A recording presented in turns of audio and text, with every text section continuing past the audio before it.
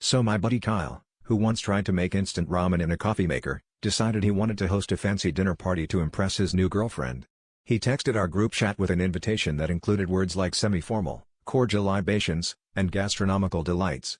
Naturally, I was both suspicious and intrigued, especially since the last time Kyle made gastronomical delights it involved spray cheese and a Ritz cracker tower.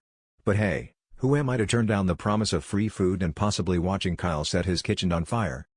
The night of the party, I showed up in my only suit, feeling wildly overdressed for an apartment that still has a Bob Marley tapestry hanging next to the thermostat. But to my surprise, everyone had gone all out, bow ties, cocktail dresses, one guy even wore those white gloves like he was auditioning for Downton Abbey. Classical music was playing on a Bluetooth speaker, and Kyle greeted us at the door with a towel over his arm, looking like a very nervous maitre d'. The table was set with mismatched thrift store china and a centerpiece made of individually wrapped plastic forks. Once everyone was seated, Kyle cleared his throat and announced the night's tasting menu.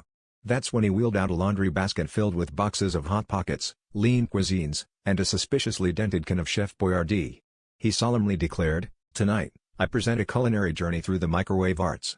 Each course was served on a paper plate with a flourish, and we had to pair them with $2 Chuck or off-brand cola. We spent the evening trying to identify the subtle flavor differences between 4-cheese pizza and 3-meat medley while discussing mouthfeel and palate fatigue.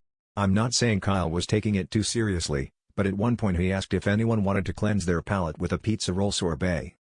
By dessert, we'd all loosen our ties and were debating the merits of Hot Pockets as finger food when Kyle stood up and raised his glass. He looked around the room, a little teary-eyed, and said, "Thank you all for coming.